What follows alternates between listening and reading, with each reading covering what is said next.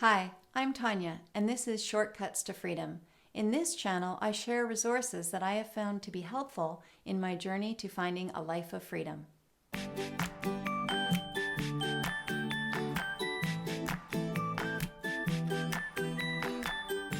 Every mistake is a learning opportunity. Learning from other people's mistakes is a great shortcut because it saves you from having to learn all your own lessons the hard way. That's why I love the book Principles by philanthropist Ray Dalio. Principles are fundamental truths that can guide our thinking and behavior. Ray Dalio started Bridgewater Associates and grew it into the largest hedge fund in the world. Principles is his life's work, all the lessons he learned, often the hard way, gathered and recorded in one place. In addition to learning from his mistakes, Dalio encourages us to come up with our own principles. Think for yourself to decide 1. What do you want? 2. What is true? And 3. What should you do to achieve what you want in light of what is true? Principles are great shortcuts that we can use to help us know how to navigate new situations we come across. Dalio's first principle really resonated with me. Embrace reality and deal with it. To embrace reality, we need to be radically open-minded and radically transparent, which means honest and authentic. We need to look at how things are, not how we think they should be. Nature is what it is. There is no right or wrong or no judgment in nature. Take a broader perspective. See yourself from a distance, just one person in a worldwide system of cause and effect, a part of nature. Look beyond your own self-interest.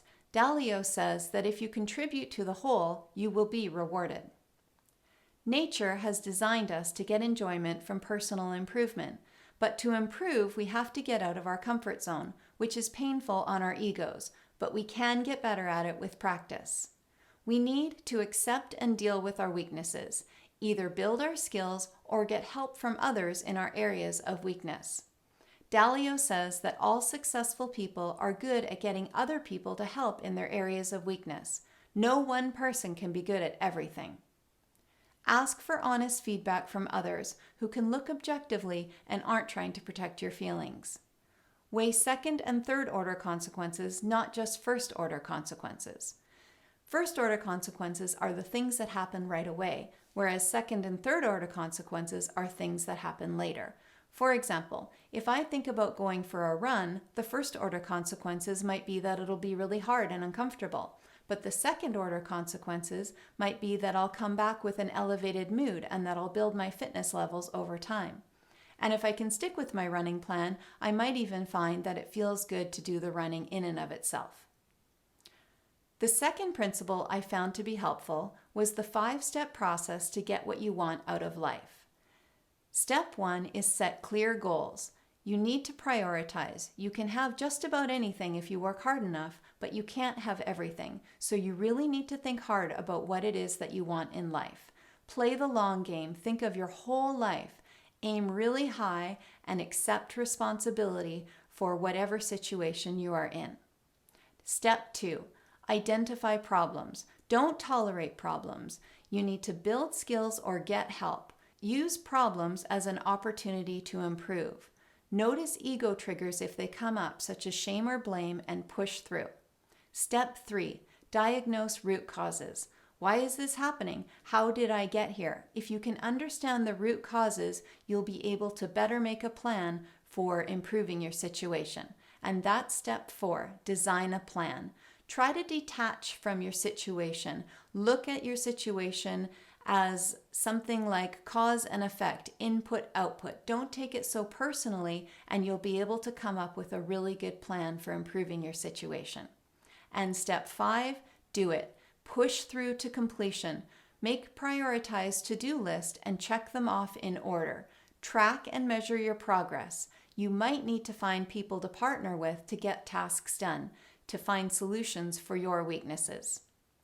The third principle helps us to understand our own psychology to get out of our own way, and it is be radically open-minded.